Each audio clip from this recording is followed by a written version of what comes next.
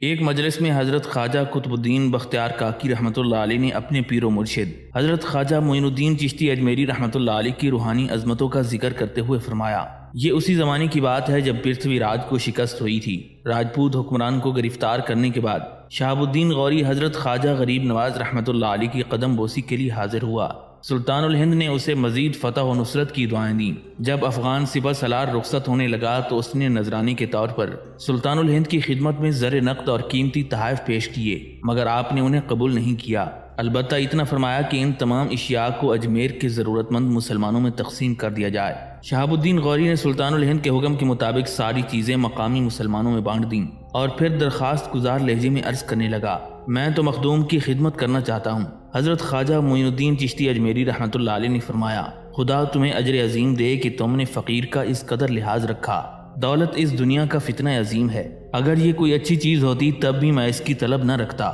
زمین پر صرف اللہ ہی میرا کفیل ہے اور وہ کسی نہ کسی طرح میری ضرورتوں کی تکمیل کر دیتا ہے۔ شہاب الدین غوری کی وفات کے بعد قطب الدین ایبک نے ہندوستان کی حکومت سنبھالی۔ خاندان غلامہ کے اس پہلے حکمران نے سلطان الہند خواجہ غریب نواز رحمۃ اللہ علیہ کی خدمت عالیہ میں گراں بہار نظریں پیش کیں، مگر آپ نے حسب عادت سختی سے انکار فرما دیا۔ قطب الدین ایبک کے بعد سلطان شمس الدین التمش نے تخت ہندوستان پر قدم رکھا۔ یہ درویش صرف شہنشاہ حضرت خواجہ غریب نواز رحمۃ اللہ علیہ سے بے پناہ عقیدت رکھتا تھا، لیکن طائف قبول کرنے کے سلسلے میں وہ بھی سلطان الہند کو مجبور نہ کر سکا۔ اس کے علاوہ اجمیر کے حاکم بھی حضرت خواجہ غریب نواز رحمۃ اللہ علیہ کے آستانے پر حاضری دیتے رہتے تھے، مگر سلطان الہند کو ان کے قیمتی عطیات سے کوئی سروکار نہیں تھا۔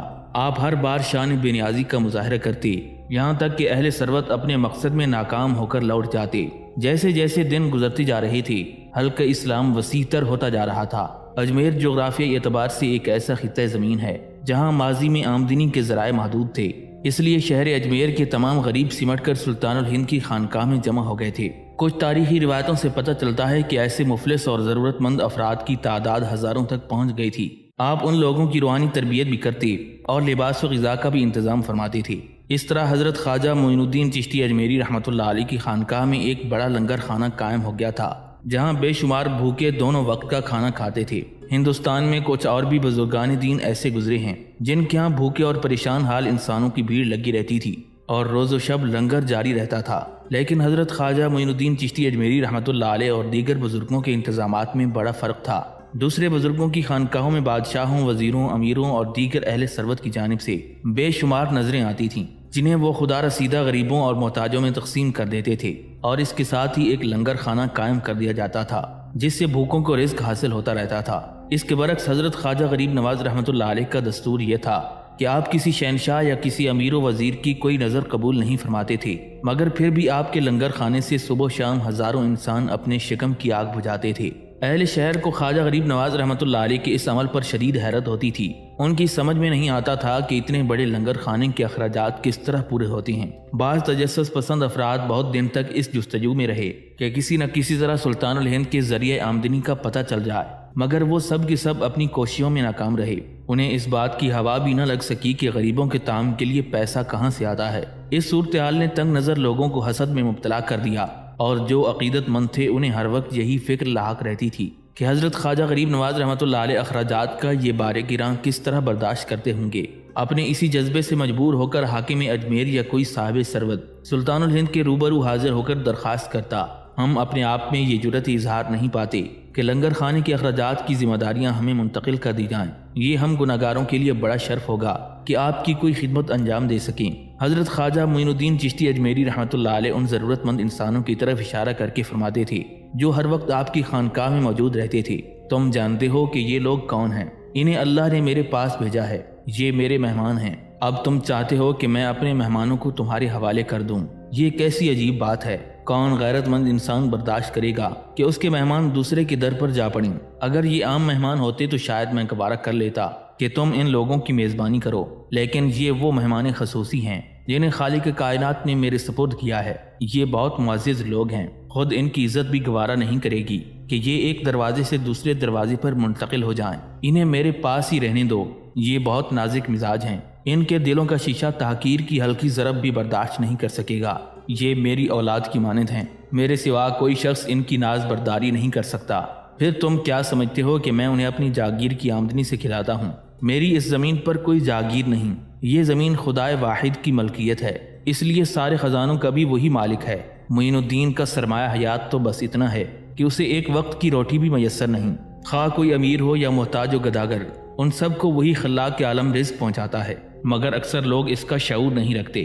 سلطان الہند حضرت خواجہ غریب نواز رحمۃ اللہ علیہ نے اپنے مہمانوں کی شخصیت کو اس طرح بیان کیا کہ اجمیر کے آسودہ حال لوگ رو پڑے۔ انہوں نے اپنی پوری زندگی میں انسانی اعلیٰ ظرفی اور انکسار کا ایسا عظیم الشان مظاہرہ نہیں دیکھا تھا۔ حضرت خواجہ معین الدین چشتی اجمیری رحمۃ اللہ علیہ ان محتاجوں کو جس طرح اپنے سینے سے لگائے ہوئے تھے، اس کی مثال ایک انتہائی درد مند باپ ہی فراہم کر سکتا ہے، مگر صرف اپنی اولاد کی حد تک۔ سلطان الہند کی یہ نوازشات تو ان لوگوں پر عام تھیں جن سے آپ کا کوئی خونی یا نسبی رشتہ نہیں تھا۔ حضرت خواجہ غریب نواز رحمۃ اللہ علیہ نے چند لمحوں کے سکوت کے بعد دوبارہ فرمایا، میں تمہارا شکر گزار ہوں کہ تم نے اس فقیر کی ضروریات کا اتنا لحاظ رکھا، مگر آئندہ ان باتوں سے مجھے اذیت پہنچے گی، ان کی میزبانی میرا فرض ہے۔ میدانی معاشر میں مجھ سے اس سلسلے میں سخت باز پرس ہوگی کہ معین الدین، ہم نے تمہارے پاس کچھ مہمان بھیجے تھے، تم نے انہیں دوسروں کے کاندھوں کا بوجھ بنا دیا۔ کیا تم چاہتے ہو کہ میں مالک کی روز و جزا کے سامنے سر جھکائے ہوئے ہوں اور ایک ایسے مجرم کی طرح کھڑا ہوں جس نے اپنے آپ کو رزاق سمجھ لیا تھا؟ سلطان الہند حضرت خواجہ غریب نواز رحمۃ اللہ علیہ نے درپردہ نہایت مہذب الفاظ میں اہل سرمایہ پر یہ بات واضح کر دی تھی کہ دولت کے انبار بھی محض خدا کے فضل و کرم سے ہیں، اور اگر خدا نہ چاہے تو ایک انسان تنہا اپنی کفالت بھی نہیں کر سکتا۔ سلطان الہند خواجہ غریب نواز رحمۃ اللہ علیہ کی گفتگو سن کر وہ مالکان سے مضر صاحبان اقتدار ندامت کے پسینے میں نہائے ہوئے واپس چلے گئے۔ ایک درویش انہیں زمین جس کا بستر تھی اور آسمان جس کا سائبان تھا، دنیا کے تمام وسائل و اسباب کی نفی کر دی تھی۔ اس کے بعد پھر کسی اہل کرم نے خواجہ غریب نواز رحمۃ اللہ علیہ کے مہمانوں کا ذکر نہیں چھیڑا، اور سلطان الہند کا لنگر خانہ روز بروز کشادگی اختیار کرتا چلا گیا۔ بھوکے آتے تھے اور سلطان الہند کے قلندرانہ دربار میں اس طرح کھانا کھاتے تھے جیسے وہ اپنی ذاتی دسترخوان پر موجود ہوں۔ شکستہ حال اپنے لباسوں کی دھجیاں لے کر آتے تھے اور ان کے جسموں پر نئی قبائیں سجا دی جاتی تھیں۔ یہاں کوئی کسی سے شرمندہ نہیں تھا، سب برابر تھے، اور یہ برابری انہیں اس شخص نے عطا کی تھی جو ہندوستان میں سب سے زیادہ محترم تھا۔ حاجت مندوں کی ضرورت کی تکمیل کے لیے حضرت سلطان الہند رحمۃ اللہ علیہ نے کئی خدمت گاروں کو متعین فرما دیا۔ کوئی بازار سے اشیاء خوردنی لاتا اور کوئی کھانے پکانے کا انتظام کرتا۔ ان تمام خدمت گاروں میں ایک خصوصی خادم تھا جو حضرت خواجہ غریب نواز رحمۃ اللہ علیہ سے بہت زیادہ عقیدت رکھتا تھا۔ چیزوں کی خریداری کے سلسلے میں یہی خادم دوسرے لوگوں کو رقم فراہم کرتا تھا۔ ایک دن اجمیر کے ایک مالدار شخص نے حضرت خواجہ غریب نواز رحمۃ اللہ علیہ کے خادم خاص سے کہا، سنا ہے کہ شہنشاہ ہندوستان اور دیگر امراء خفیہ طور پر خواجہ صاحب کو قیمتی تحائف بھیجتے ہیں جس سے اتنے بڑے لنگر خانے کا خرچ چلتا ہے، اور یہ خبر درست بھی ہو سکتی ہے کیونکہ اس کے بغیر یہ سارے اخراجات کس طرح ممکن ہیں؟ کہنے والے نے ایک ایک لفظ پر زور دیتے ہوئے کہا۔ یہ ایک شدید جذباتی ضرب تھی جسے سلطان الہند کا خادم برداشت نہ کر سکا۔ خادم کہنے لگا، ہندوستان کا شہنشاہ میرے سلطان کو کیا دے سکتا ہے؟ خود اس کی حکومت خواجہ غریب نواز کی دعاؤں کا صدقہ ہے۔ سلطان الہند کے خادم کا چہرہ غصے سے سرخ ہو گیا اور وہ بڑی وارفتگی کے عالم میں بول رہا تھا، میرے پیر و مرشد کو تو وہ غیب کے خزانوں سے دیتا ہے جو زمین و آسمان کا مالک ہے، اس کائنات کا حقیقی شہنشاہ ہے۔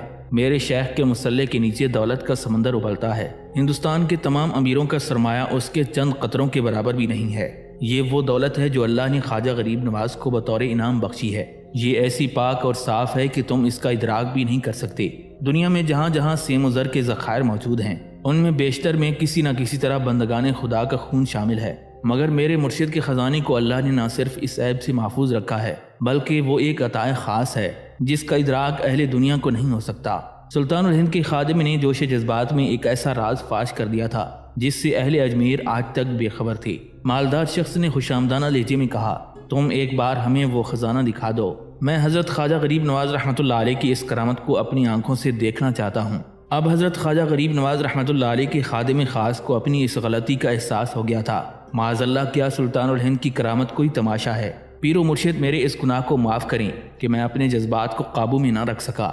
اچانک خادم کی آواز لرزنے لگی اور وہ کانپتے قدموں سے واپس چلا گیا۔ پھر وہ اسی حالت میں سلطان الہند کے حضور پہنچا اور ان کے قدموں سے لپٹ کر گریہ وزاری کرنے لگا، سیدی، میں اپنے دل سے مجبور تھا، مجھ سے یہ برداشت نہ ہو سکا کہ کوئی میرے آقا پر طعنہ زنی کرے، میرے جذبات نے مجھے ہلاک کر ڈالا، میں رازداری کے قابل نہیں ہوں، میرے اس گناہ عظیم کو معاف کر دیں۔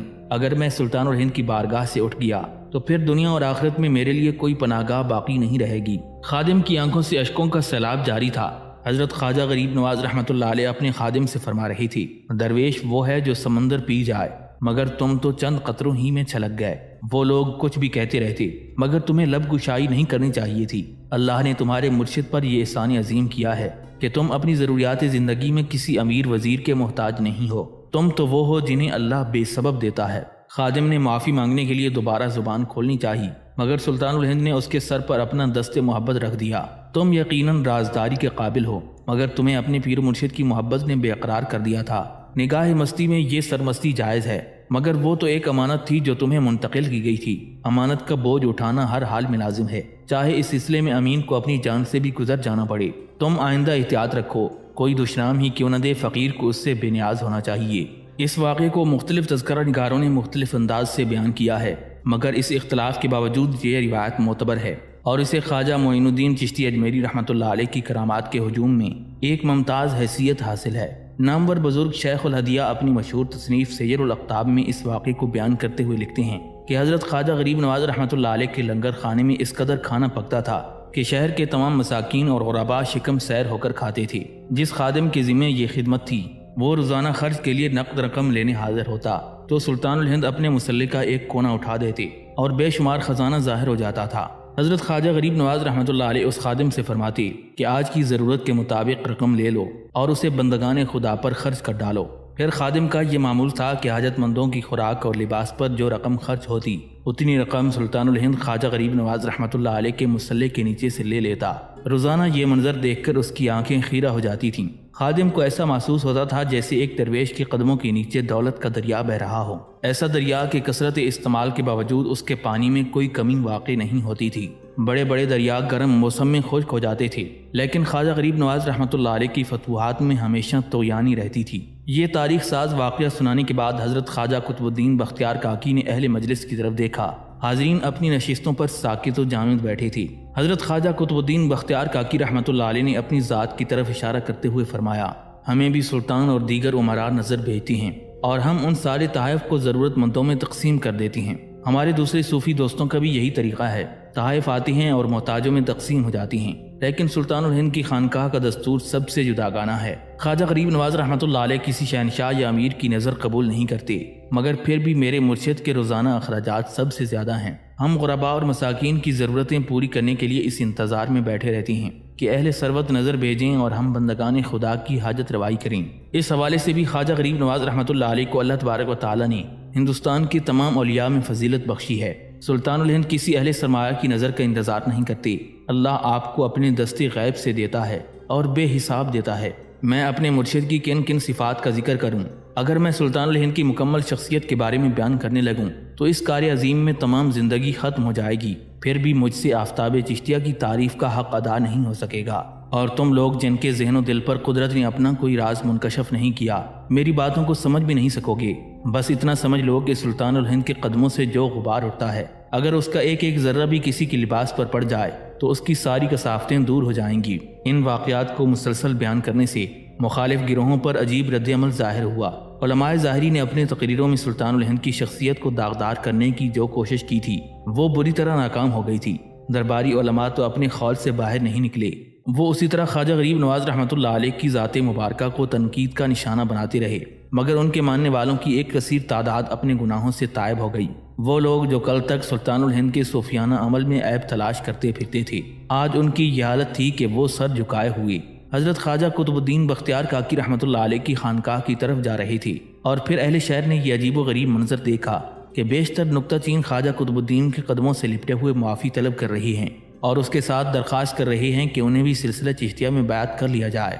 یہ ایسا ہی تھا جیسے کوئی شخص کسی کو ہلاک کرنے کے ارادے سے اس کے گھر جائے، مگر جب واپس آئے تو قتل کرنے کی بجائے اس کی غلامی کا طوق اپنے گلے میں ڈال لے۔ یہ سلطان الہند خواجہ غریب نواز رحمۃ اللہ علیہ کی ایک اور بڑی کرامت تھی۔ اگرچہ کئی روز پہلے خواجہ غریب نواز رحمۃ اللہ علیہ اجمیر روانہ ہو چکے تھے، لیکن اس طویل فاصلے کے باوجود لوگوں کے دلوں پر آپ کا ہیبت و جلال طاری تھا، اور اسی جلال معرفت نے دلوں کا زنگ دھو کر انہیں صاف و شفاف کر دیا تھا۔ جن کی زبانیں سلطان الہند کی برائی کرتے تھکتی نہیں تھیں، اب وہی لوگ بلند آواز میں منقبت پڑھ رہے تھے۔ ایک دوسری مجلس میں حضرت خواجہ قطب الدین بختیار کاکی رحمۃ اللہ علیہ نے سلطان الہند کی ایک اور کرامت بیان فرمائی۔ یہ ان دنوں کا واقعہ ہے جب پرتھوی راج چوہان کو شکست ہو گئی تھی اور اجمیر اور دہلی پر مسلمانوں کو مکمل غلبہ حاصل ہو چکا تھا۔ حالات پرسکون تھے اور بے شمار کافر حلقہ اسلام میں داخل ہو رہے تھے، لیکن پھر بھی ہندو راجپوتوں کی ایک کثیر تعداد تھی جو اب بھی اپنے آبائی مذہب پر سختی سے قائم تھی۔ حضرت خواجہ معین الدین چشتی اجمیری رحمۃ اللہ علیہ مسلسل اہل حنود کو اسلام کا پیغام سنا رہے تھے۔ دین حق میں کوئی جبر نہیں، اس لیے سلطان الہند نے تلوار کی بجائے اپنے حسین عمل کا سہارا لیا اور غیر مسلموں کے سفینہ حجات کو اسلام کے ساحل کی طرف موڑنے کی کوشش کرتے رہے۔ ایک دن خواجہ غریب نواز رحمۃ اللہ علیہ اپنے مریدوں اور عقیدت مندوں کے ساتھ تشریف فرما تھی کہ آپ کے سامنے ایک دولت مند ہندو گزرا۔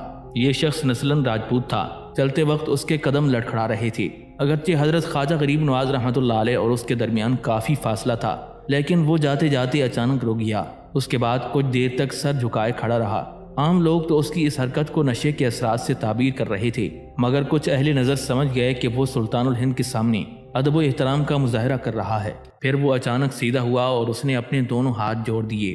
خواجہ صاحب، اس گناہگار کا سلام قبول کرو، میں تمہارے قریب آنا چاہتا ہوں مگر اپنی بدعمالی سے شرم آتی ہے۔ یہ کہہ کر وہ مالدار ہندو شخص لڑکھڑاتا ہوا آگے بڑھ گیا۔ اسے جاتا دیکھ کر سلطان الہند نے اپنے حلقے میں بیٹھے ہوئے لوگوں سے فرمایا، اس شخص کو غور سے دیکھ لو، یہ اللہ کا دوست جا رہا ہے۔ حضرت خواجہ غریب نواز رحمۃ اللہ علیہ کے الفاظ سن کر تمام لوگ حیرت زدہ رہ گئے۔ حاضرین میں سے اکثر افراد جانتے تھے کہ سلطان الہند نے جس کافر راجپوت کی طرف اشارہ کیا ہے وہ ذاتی طور پر ایک انتہائی بد کردار انسان ہے۔ دولت مند ہونے کے باعث کئی خرابیاں اس کی فطرت میں شامل ہو گئی تھیں۔ وہ دن رات شراب کے نشے میں غرق رہتا تھا، راتوں کو رقص و سرور کی محفلیں سجاتا اور پھر شب کی تاریکی میں دوسرے ہنگامے برپا رہتے تھے، یہاں تک کہ صبح کے وقت تھک کر سو جاتا تھا۔ اس کی زندگی کے معاملات دیکھ کر ایک شخص بھی نہیں کہہ سکتا تھا کہ وہ انسان کہلانے کا مستحق ہے، مگر جب سلطان الہند نے اسے دیکھ کر فرمایا کہ یہ اللہ کا دوست جا رہا ہے تو سننے والے حیران رہ گئے۔ کچھ لوگ خواجہ غریب نواز رحمۃ اللہ علیہ کو اس آدمی کی حقیقت بتانا چاہتے تھے، لیکن ادب کے پیش نظر لب کشائی کی جرت نہ کر سکے۔ کچھ دن بعد پھر یہی واقعہ پیش آیا۔ وہ ہندو راجپوت اسی طرح لڑکھڑاتے ہوئے قدموں سے آیا، کچھ دیر تک کسی غلام کی مانند سر جھکائے کھڑا رہا، پھر اسی انداز میں دونوں ہاتھ جوڑ دیے۔ خواجہ صاحب، میرا سلام قبول کرو، میں ادھر سے گزرنا نہیں چاہتا تھا، مگر نہ جانے کون میرے ناپاک قدموں کو تمہاری مقدس دربار کی طرف موڑ دیتا ہے۔ یہ کہہ کر وہ حسب سابق جھومتا ہوا چلا گیا۔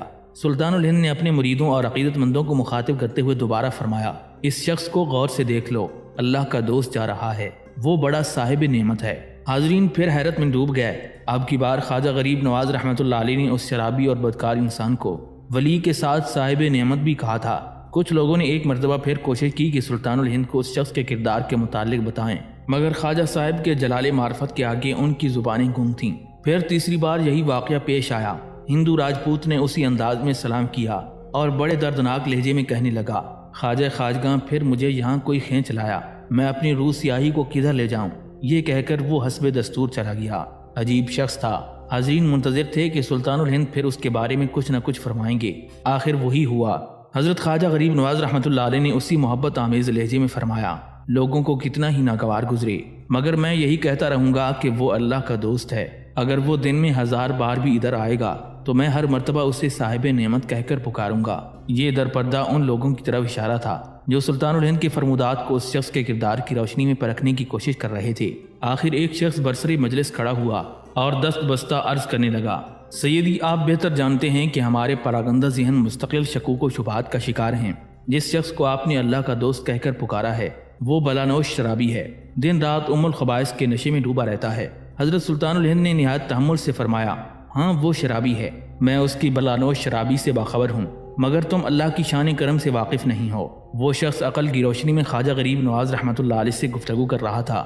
یہ رقص و سرور کا رسیہ ہے، بت پرست ہے اور ہوسکار ہے۔ یہ سنتے ہی سلطان الہند کے ہونٹوں پر وہی دل نواز تبسم ابھر آیا جو آپ کی مخصوص عادت بن چکا تھا۔ آپ فرمانے لگے، مجھے یہ بھی پتا ہے، بے شک وہ بندہ ہوس ہے، مگر اللہ تعالیٰ ہر شے سے بے نیاز ہے۔ جب وہ کسی کو دیتا ہے تو بے سبب دیتا ہے۔ ان قریب اللہ اس پر اپنے کرم کی بارش اس طرح کرے گا کہ لوگوں کا ہجوم اس منظر کو اپنی آنکھوں سے دیکھے گا۔ لوگ بظاہر خاموش ہو گئے، لیکن کچھ بدگمانوں کے دلوں میں اب بھی شکوک و شبہات کے پردے حائل تھے۔ ان کے پریشان ذہنوں میں یہ بات نہیں آ رہی تھی کہ ایک معصیت آلود انسان کس طرح اللہ کی دوستی کے درجے تک پہنچ سکتا ہے۔ پھر کچھ لوگوں نے رازداری کے ساتھ اس ہندو راجپوت کے مشاغل جاننے کی کوشش کی تو عجیب و غریب انکشاف ہوئی۔ اس مالدار شخص کے ماں باپ مر چکے تھے، وہ اپنے والدین کی اکلوتی اولاد تھا، اس نے شادی بھی نہیں کی تھی، سرمائے کی کثرت اور تنہائی کی شدت نے اسے شرابی بنا دیا اور پھر شراب اسے رقص و سرور کی محفلوں تک لے گئی۔ ایک بوڑھے ملازم نے انہیں بتایا کہ وہ آدھی رات تک خوبصورت عورتوں کے رقص سے دل بہلاتا ہے، پھر ان سب کو نفرت و حقارت کے ساتھ اپنے کمرے سے باہر نکال دیتا ہے۔ اس کے بعد رات بھر شراب پیتا ہے اور عالم بے خودی میں اس وقت تک چیختا رہتا ہے جب تک بے جان ہو کر زمین پر گر نہیں جاتا۔ وہ ہر وقت یہ الفاظ کہتا رہتا ہے، میں کدھر جاؤں، میری منزل کہاں ہے۔ سننے والے حیران رہ گئے۔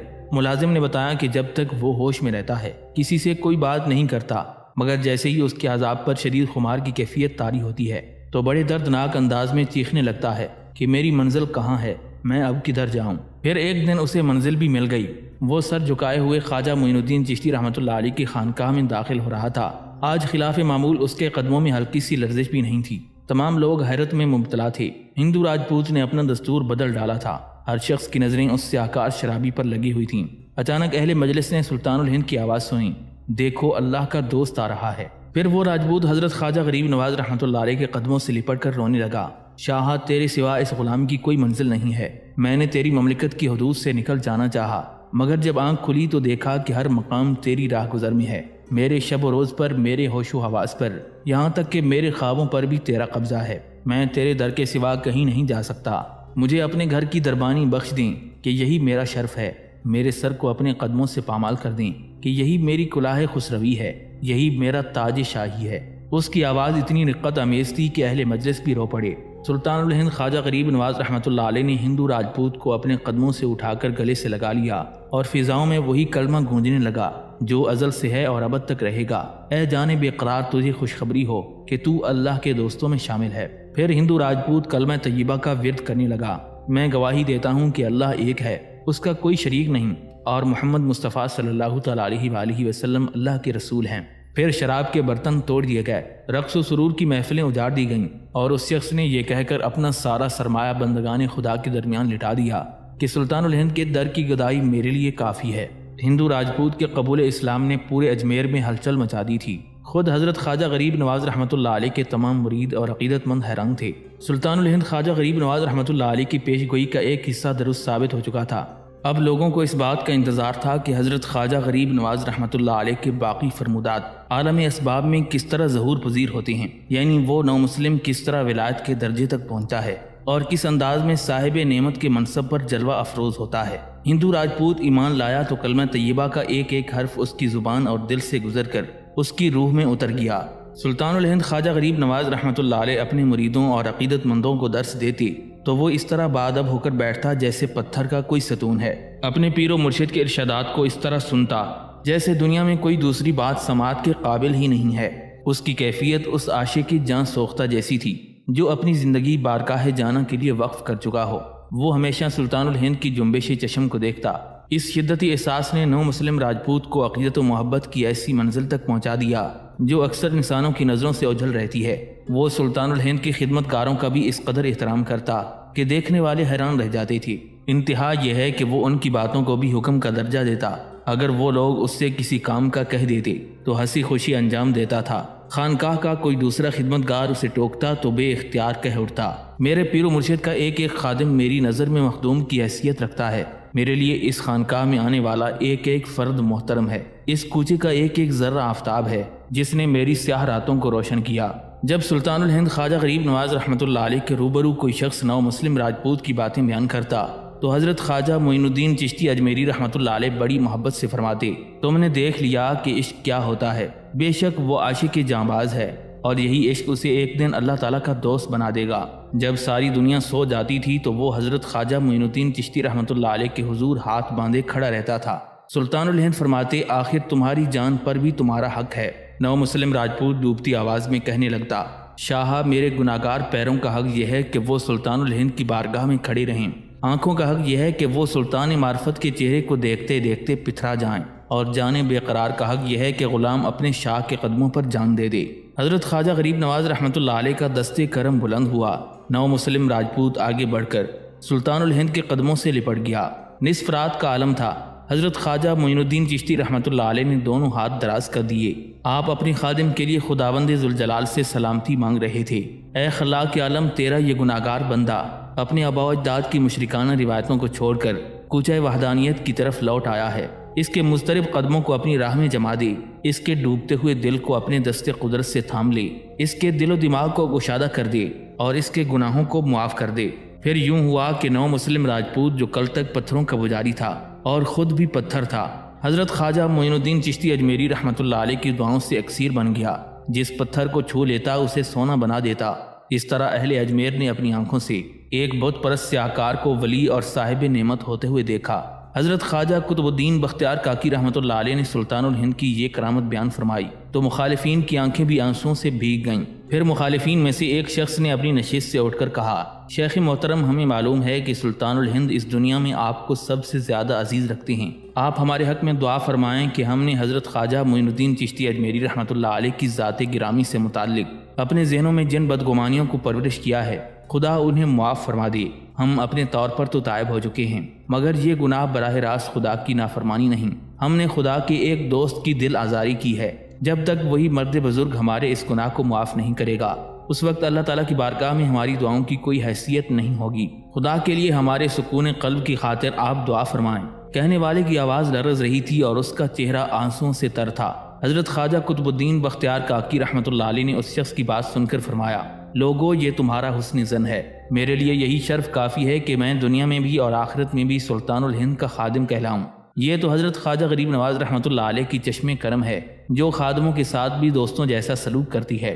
اگر تمہارے دل اسی طرح قرار پاتے ہیں تو میں دعا کے لیے ہاتھ اٹھاتا ہوں، تم بھی اپنے دامن پھیلا دو، کیونکہ اللہ تعالیٰ تمہارے اندازوں سے زیادہ دینے والا ہے۔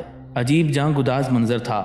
حضرت خواجہ قطب الدین بختیار کاکی رحمۃ اللہ علیہ کی رقت انگیز آواز سے فضائیں تک نم ہو گئی تھیں۔ اے مالک ارض و سما، اس کائنات میں وہ کون ہے جو تیرے جلال کے روبرو ہو سکے؟ مخلوق پر تیرا یہ احسان عظیم ہے کہ تیرے بے پناہ فضل و کرم نے ہر شے کو محیط کیا ہوا ہے۔ ہم گناہگار بھی تیرے کرم ہی سے پہچانے جاتے ہیں۔ اگر گناہوں کے صحرا میں ہمارے سروں پر تیری رحمت کا ابر سایہ فگن نہ ہو تو یہ ناتواں جسم جل کر خاکستر ہو جائیں۔ ہم اس زمین پر بے امان تھے، تو نے ہمیں اپنے کرم کا سائبان بخشا۔ ہم گم کردہ راہ تھے، تو نے ہمیں منزل کا نشان دیا۔ ہمارے دل وسوسوں اور اندیشوں کی آماجگاہ تھے، تو نے ہمیں سرمایہ ایمان دیا۔ ہم اس وطن میں بے وطن تھے، مگر تو نے ہجرت رسول کے صدقے میں دنیا کے ہر خطے زمین کو ہمارا وطن بنا دیا۔ تو نے اجمیر اور دہلی کے سنگ لاکھ بستیوں سے چشمہ ہدایت جاری کیا۔ تو نے اپنی لامحدود نوازشات سے حضرت خواجہ معین الدین چشتی اجمیری رحمۃ اللہ علیہ کو سلطان الہند بنا دیا۔ پھر تو نے ہمیں سلطان الہند کی رعایا ہونے کا شرف بخشا۔ آج اسی رعایا کے کچھ لوگ جو راستہ بھول گئے تھے اپنی منزل کی طرف لوٹنے کی کوشش کر رہے ہیں، ان کے مضطرب قدموں کو استقامت بخش۔ یہ سلطان الہند کے گناہگار مرید ہیں، سلطان الہند ہی کے صدقے میں تو انہیں معاف فرما دے۔ پھر حضرت خواجہ قطب الدین بختیار کاکی رحمۃ اللہ علیہ پر اس قدر رقت طاری ہو گئی کہ آپ کی زبان مبارک سے مزید الفاظ ادا نہ ہو سکے۔ اہل مجلس کا تو یہ حال تھا کہ شور گریہ سے ایک حشر سا برپا تھا۔ خواجہ قطب الدین بختیار کاکی رحمۃ اللہ علیہ کی خانقاہ پر کسی ماتم کدے کا گمان ہوتا تھا۔ در و دیوار تک آہوزاری کرتے محسوس ہو رہے تھے۔ پھر حاضرین مجلس نے ایک عجیب و غریب بات محسوس کی۔ حضرت خواجہ قطب الدین بختیار کاکی رحمۃ اللہ علیہ کی خانقاہ میں ہمیشہ کسی نہ کسی قسم کی خوشبو سلگتی رہتی تھی۔ اس وقت بھی عود و عنبر سے پوری مجلس مہکی ہوئی تھی۔ لوگ اس خوشبو سے آشنا تھے، مگر اچانک حاضرین نے محسوس کیا کہ ایک نئی خوشبو نے پوری خانقاہ کا احاطہ کر لیا ہے۔ ہر شخص اپنے آپ کو اس خوشبو میں نہایا ہوا محسوس کر رہا تھا۔ سمجھنے والوں نے سمجھ لیا کہ یہ نئی خوشبو قدرت کی ایک نشانی ہے جو حضرت خواجہ قطب الدین بختیار کاکی رحمۃ اللہ علیہ کی قبولیت کی دعا کا مظہر ہے۔ پھر مضطرب جذبوں کو طمانینت حاصل ہو گئی اور بے قرار دل سکون پا گئے۔ اہل دل بظاہر مطمئن ہو گئے تھے، مگر انہیں کیا معلوم تھا کہ ایک اور قیامت ان کی منتظر ہے۔ لوگ سوچ بھی نہیں سکتے تھے کہ جانے والا اس طرح چلا جائے گا۔ شہر دہلی جو صرف اس کے دم سے آباد تھا اچانک مقبرہ بن جائے گا۔ کسی شخص کو گمان بھی نہیں تھا کہ دہلی کے باشندوں سے یہ خواجہ قطب الدین کی آخری ملاقات ہے۔ جب حضرت خواجہ معین الدین چشتی اجمیری رحمۃ اللہ علیہ آخری بار دہلی سے اجمیر روانہ ہوئے تھے تو اس وقت خواجہ قطب الدین کی عمر مبارک 50 سال تھی۔ آج سے 800 سال پہلے عام انسانی زندگی کا دورانیہ 90 اور 100 سال کے درمیان تھا۔ اس اعتبار سے خواجہ قطب الدین بختیار کاکی کو جوان کہا جا سکتا تھا، مگر زندگی اور موت کے سلسلے میں قدرت کا اپنا ایک نظام ہے۔ آگے جانے والے پیچھے رہ جاتے ہیں اور بعد میں آنے والے بہت پہلے منزل پر پہنچ جاتے ہیں۔ حضرت خواجہ قطب الدین بختیار کاکی رحمۃ اللہ علیہ کے ساتھ بھی کچھ ایسا ہی واقعہ پیش آیا تھا۔ آپ ظاہری اعتبار سے مکمل طور پر صحت مند نظر آتے تھے، لیکن کسے معلوم تھا کہ زندگی کی آگ کے گرد گہرا دھواں پوشیدہ ہے اور اس توانائی کے پس پردہ ایسی ناتوانی موجود ہے کہ انسان اپنی جگہ سے جنبش بھی نہیں کر سکتا۔ 12 ربیع الاول 633 ہجری کی رات کا واقعہ ہے کہ شیخ علی سیجستانی کی خانقاہ میں محفل سماع منعقد تھی۔ حضرت خواجہ قطب الدین بختیار کاکی رحمۃ اللہ علیہ بھی اس محفل عرفان میں موجود تھے۔ ایک بزرگ قوال جو خود بھی نہایت پرہیزگار انسان تھی، حضرت شیخ احمد جام کا قصیدہ پڑھ رہا تھا۔ اس محفل سماع میں حضرت خواجہ قطب الدین بختیار کاکی کے علاوہ دہلی کے دیگر مشائخ بھی موجود تھے۔ ایک تو حضرت شیخ احمد جام جیسے عظیم صوفی شاعر کا عارفانہ کلام، دوسرے پڑھنے والے کی پرسوز آواز۔ غرض اہل مجلس کا عجیب حال تھا، دل پگھلتے جا رہے تھے اور جانیں حرف و اہم کی جراحت سے ناقابل بیان اضطراب میں مبتلا تھیں۔ حضرت خواجہ قطب الدین بختیار کاکی رحمۃ اللہ علیہ بہت دیر سے شیخ احمد جام کا طویل قصیدہ سن رہے تھے اور ان کے ایک ایک شعر سے لطف اندوز ہو رہے تھے، مگر جب قوال نے ایک شعر پڑھا تو بے اختیار ہو گئے۔ عشق کی تمام احتیاطیں ختم ہو گئیں اور تکلفات کی ساری حدیں ٹوٹ گئیں۔ اس فارسی شعر کا ترجمہ یوں تھا: جو لوگ تسلیم اور رضا کے خنجر سے قتل ہوئے ہیں، انہیں ہر زمانے میں غیب سے نئی زندگی دی جاتی ہے۔ محفل سماع میں موجود دوسرے بزرگوں نے بھی یہ شعر سنا، لیکن حضرت خواجہ قطب الدین بختیار کاکی رحمۃ اللہ علیہ کی طرح کوئی بھی اس کی گہرائی اور اثر آفرینی کو نہیں پہنچ سکا۔ خواجہ قطب الدین بختیار کاکی رحمۃ اللہ علیہ شیخ احمد جام کے اس شعر سے اتنے متاثر ہوئے کہ آپ پر وجد طاری ہو گیا اور پھر سر محفل مائع بھی آپ کی طرح تڑپنے لگے۔ اس سے پہلے بھی سماع کے دوران خواجہ قطب الدین کی حالت غیر ہو جاتی تھی، مگر اس بار تو رنگ ہی بدلا ہوا تھا۔ دیکھنے والوں کو ایسا محسوس ہوتا تھا جیسے کوئی شخص مقتل کی زمین پر لیٹا ہوا ہے اور اسے کسی تیز خنجر سے ذبح کیا جا رہا ہے۔ جب دوسرے مشائخ نے خواجہ قطب الدین بختیار کاکی رحمۃ اللہ علیہ کا یہ حال دیکھا تو قوال کو اشارہ کر دیا کہ وہ اسی شعر کو بار بار پڑھتا رہے۔ ان بزرگوں کا خیال تھا کہ جب کسی شعر سے انسانی قلب پر یہ کیفیت طاری ہو جاتی ہے تو اس کو بار بار دہرانے سے ایک مقام وہ آ جاتا ہے کہ نہ آسودہ جذبے سکون پانے لگتے ہیں اور مضطرب دل کو آہستہ آہستہ قرار مل جاتا ہے۔ مگر یہاں تو بات ہی کچھ اور تھی۔ جیسے جیسے قوال کی آواز بلند ہوتی جاتی تھی، خواجہ قطب الدین کے اضطراب میں بھی اضافہ ہو رہا تھا۔ دیکھنے والے دیکھ رہے تھے کہ خواجہ قطب الدین بختیار کاکی رحمۃ اللہ علیہ ایک ناقابل فہم اذیت سے دوچار تھے، ایسی اذیت جو کم ہونے کی بجائے لحظہ بلحظہ بڑھتی جا رہی تھی۔ آخر حضرت قاضی حمید الدین ناگوری اور مولانا بدر الدین غزنوی حضرت قطب الدین بختیار کاکی رحمۃ اللہ علیہ کو شیخ علی سیجستانی کی خانقاہ سے اٹھا کر ان کے گھر لے گئے۔ رات بھر خواجہ قطب الدین بختیار کاکی رحمۃ اللہ علیہ کی یہی کیفیت رہی، مگر جب مؤذن نے فجر کی اذان دی تو حیرت انگیز طور پر خواجہ قطب الدین کو ہوش آ گیا۔ آپ نے پورے ہوش و آواز کے ساتھ نماز ادا کی۔ تمام مشائخ مرید اور عقیدت مند سمجھ گئے کہ جذب کی وہ حالت ختم ہو گئی ہے اور اب خواجہ قطب الدین بختیار کاکی مکمل طور پر پرسکون ہیں۔ لیکن اس وقت سب لوگ حیران رہ گئے جب نماز فجر ادا کرتے ہی دوبارہ خواجہ قطب الدین بختیار کاکی پر بے خودی کی وہی کیفیت طاری ہو گئی۔ اس حالت جذب سے پہلے حضرت خواجہ قطب الدین نے شیخ احمد جام کا وہی شعر پڑھا تھا اور پھر آپ اپنے ہوش و حواس کھو بیٹھے تھے۔ قاضی حمید الدین ناگوری جو آپ کے دوست تھے اور مولانا بدر الدین غزنوی جو آپ کے مشہور خلفاء میں سے تھے، حضرت خواجہ قطب الدین بختیار کاکی رحمۃ اللہ علیہ کی اس کیفیت سے سخت مضطرب تھے۔ پھر ظہر کی نماز کا وقت آیا تو حیرت انگیز طور پر حضرت خواجہ قطب الدین بختیار کاکی ہوش میں آ گئے۔ آپ نے باقاعدہ وضو کیا اور انتہائی خشوع و خضوع سے نماز ادا کی۔ اس بار بھی خانقاہ میں موجود لوگوں نے یہی سوچا تھا کہ خواجہ قطب الدین کی کیفیت جذب ختم ہو چکی ہے، مگر نماز ادا کرتے ہی قلب مضطرب کا وہی عالم ہو گیا۔ ذہن بیدار نے ایک بار پھر ہوش کی دنیا سے تمام رشتے توڑ لیے۔ خواجہ بختیار کاکی رحمۃ اللہ علیہ کا یہ عرصہ ہوش و بے خودی 3 دن اور 3 راتوں پر محیط تھا۔ اس دوران آپ نے ساری نمازیں ادا کیں۔ یہ اس امر کی روشن دلیل ہے کہ دنیا کا کوئی بھی باہوش بزرگ کسی بھی عالم میں نماز ترک نہیں کر سکتا۔ حضرت خواجہ قطب الدین بختیار کاکی رحمۃ اللہ علیہ بلا شبہ ان صوفیاء کرام میں سے تھے جو اپنی آخری سانس تک فرض و سنت کی تکمیل کے لیے پوری قوت کے ساتھ جد و جہد کرتے رہے۔ بالآخر 14 ربیع الاول کو آپ ہوش میں آئے اور اپنے ایمان کی گواہی دی۔ اے اللہ، تو علیم و خبیر بھی ہے اور بصیر بھی۔ میں نے تیرے سوا کسی کی پرستش نہیں کی، تو شاہ ہے، میں تیرا بندہ حقیر ہوں اور تیرے حبیب رسالت مآب کا ادنا ترین غلام ہوں۔ یہی نسبت میرے لیے سرمایہ آخرت ہے۔ اسی نسبت کے صدقے میں قطب الدین کے گناہوں کو بخش دے، کیونکہ تیری رحمت کا سمندر بہت وسیع ہے۔ یہ کہتے کہتے خواجہ قطب الدین بختیار کاکی رحمۃ اللہ علیہ دنیا سے رخصت ہو گئے۔ دہلی ہندوستان کا ایک تاریخی شہر ہے جو کئی بار اجڑا ہے اور کئی بار آباد ہوا ہے۔ اس زمین نے بڑے بڑے مہاراجوں، سلطانوں اور شہنشاہوں کا دور دیکھا ہے، اپنے سینے پر نادر روزگار عمارتوں کا بوجھ برداشت کیا ہے، مگر آج اس کا حقیقی معمار اپنے کام کی تکمیل کر کے بہت دور جا چکا تھا۔ آج دہلی کی دیواریں اداس تھیں، گلی کوچوں میں وحشت برس رہی تھی اور مکانوں سے شور و فغان کی آوازیں بلند ہو رہی تھیں۔ ٹھکرائے ہوئے انسانوں کا پرسان حال، حاجت مندوں کا کفیل اور بیماروں کا مسیحا اپنے آخری سفر پر روانہ ہو چکا تھا۔ کسی نے پکار کر کہا، اے خاک دلی قطب کا ماتم کر، اب تو ایسی اجڑی ہے کہ پھر اس شان کا بسانے والا کوئی دوسرا نہیں آئے گا۔ بے شک یہ ایک تاریخی حقیقت ہے کہ دہلی کی خاک میں بڑے بڑے صوفی قلندر اور درویش محو خواب ہیں، مگر ان میں کوئی بھی خواجہ قطب الدین بختیار کاکی رحمۃ اللہ علیہ کے درجے تک نہیں پہنچا۔ 633 ہجری کا سال ہندوستانی مسلمانوں کے لیے بڑا گراں ثابت ہوا تھا۔ اسی سال درویش سیفت حکمران سلطان شمس الدین التمش بھی اپنے خالق حقیقی سے جا ملا۔ حضرت خواجہ قطب الدین بختیار کاکی رحمۃ اللہ علیہ کی موت سے صرف اہل ایمان ہی دل گرفتہ نہیں تھے، اہل حنود بھی اسی طرح اداس نظر آتے تھے جیسے ان کا کوئی قریبی عزیز بچھڑ گیا ہو۔ جس طرف بھی نظر جاتی تھی نظام روز و شب درہم برہم نظر آتا تھا۔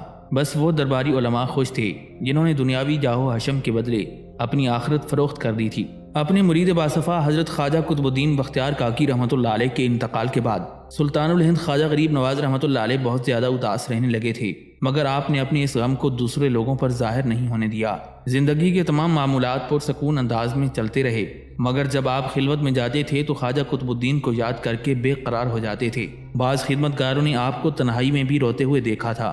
یہ ایک ولی کا دوسرے ولی سے ایک خاص تعلق تھا جو اکثر حضرت خواجہ معین الدین چشتی اجمیری رحمۃ اللہ علیہ کو اس طرح رلایا کرتا تھا کہ عام لوگوں کو خبر بھی نہیں ہوتی تھی۔ 5 ماہ تک سلطان الہند کی یہی کیفیت رہی۔ آپ نے اپنے تمام فرائض بحسن و خوبی انجام دیے۔ آخر 6 رجب 633 ہجری کا سورج طلوع ہوا۔ اہل اجمیر سمجھ رہے تھے کہ آج آسمان بہت زیادہ صاف اور نیلا ہے، دھوپ بھی تیز اور روشن ہے، مگر انہیں کیا معلوم تھا کہ کچھ دیر بعد اسی نیلے آسمان پر گہری دھند چھا جائے گی۔ سورج کی تیز کرنیں سیاہی کی قبا پہن لیں گی۔ پورا دن حسب معمول گزرا۔ حضرت خواجہ معین الدین چشتی اجمیری رحمۃ اللہ علیہ نے تمام نمازیں باجماعت ادا کیں، مجلس درس آراستہ ہو گئی اور تمام مریدوں کو اسلام کے ارکان پر سختی سے عمل کرنے کی ہدایت دی۔ سلطان الہند خواجہ غریب نواز رحمۃ اللہ علیہ کا یہ عمل بھی دستور تھا، مگر دس کے دوران ایک بات خاص طور پر نمایاں تھی کہ خواجہ معین الدین چشتی رحمۃ اللہ علیہ بار بار ایک ہی بات پر زور دیتے تھے۔ خواب ہستی بہت مختصر ہے، انسان کو ہر وقت اس کے لیے تیار رہنا چاہیے کہ زندگی کا یہ طلسم ٹوٹ جائے گا اور بندے کو اس حقیقت ازلی کا مشاہدہ کرنا پڑے گا جس کا اس سے وعدہ کیا جا رہا ہے۔ حاضرین مجلس سلطان الہند کی اس نصیحت کو بھی عام درس کا ایک حصہ سمجھ رہے تھے، مگر انہیں کیا معلوم تھا کہ آج ان کے پیر و مرشد حضرت خواجہ معین الدین چشتی اجمیری رحمۃ اللہ علیہ کی زبان مبارک سے ادا ہونے والا ایک ایک لفظ کسی اور ہی سانچے کی طرف اشارہ کر رہا تھا۔ آخر سورج غروب ہو گیا۔ سلطان الہند نے مغرب اور عشاء کی نمازیں ادا کیں، پھر اپنے حجرے میں تشریف لے گئے اور اندر سے دروازہ بند کر لیا۔ حضرت خواجہ غریب نواز رحمۃ اللہ علیہ کا یہ عمل بھی حسب سابق تھا۔ خدمتگاروں کو یہ احساس تک نہیں ہوا کہ آج رات کیسا اندوہناک واقعہ پیش آنے والا ہے۔ تمام مرید اور عقیدت مند اپنے اپنے کاموں میں مصروف تھے اور کچھ لوگ سونے کی تیاریاں کر رہے تھے۔ اچانک حاضرین کو حضرت خواجہ صاحب کی خلوت خاص سے ایک باروب صدا بلند ہوتی ہوئی محسوس ہوئی۔ تمام لوگ ہمتن گوش ہو گئے۔ جو لوگ سلطان الہند کے حجرے سے دور تھے وہ بھی اس آواز کو سن کر قریب آ گئے۔ اگرچہ حضرت خواجہ غریب نواز رحمۃ اللہ علیہ گزشتہ 50 سال سے رات بھر ذکر الہی میں مشغول رہتے تھے، لیکن اس طرح کہ آپ کا قلب جاری رہتا تھا اور زبان مکمل طور پر ساکت رہتی تھی، یا کبھی بہت زیادہ پرجوش ہوتے تو ہلکی ہلکی آواز ابھرنے لگتی تھی، وہ بھی اس انداز میں کہ جو خدمتگار حجرے کے دروازے پر کھڑا ہوتا وہی اس آواز کو سن سکتا تھا۔ باقی لوگ جو کچھ فاصلے پر موجود ہوتے تھے انہیں پتہ بھی نہیں چلتا تھا کہ سلطان الہند کس طرح ذکر کرتے ہیں، لیکن آج نصف صدی کے معمول میں اتنا نمایاں فرق آ گیا تھا کہ خانقاہ میں موجود تمام لوگ اپنی اپنی جگہ چونک اٹھے تھے۔ حضرت خواجہ معین الدین چشتی اجمیری رحمۃ اللہ علیہ بلند آواز سے ذکر الہی کر رہے تھے۔ آپ کی آواز کے آتی ہیبت و جلال کا ایک ایسا آہنگ تھا کہ جس کے اثر سے خانقاہ کے در و دیوار کانپ رہے تھے۔ خدام کی یہ حالت تھی کہ ان کے جسم پر لرزہ طاری تھا اور دل ٹکڑے ٹکڑے ہوتا محسوس ہو رہا تھا۔ عام انسانی دل کی کیا حیثیت ہے۔ سلطان الہند کی ضرب لا الہ الا اللہ سے اجمیر کے پہاڑوں میں بھی شکاف پڑ گئے تھے۔ تمام خدمتگاروں اور مریدوں نے حضرت خواجہ معین الدین چشتی اجمیری رحمۃ اللہ علیہ کو پہلی بار اس رنگ میں دیکھا تھا، ورنہ آپ ہمیشہ ہی دنیا سے صورت جمال ہی میں ملتے تھے۔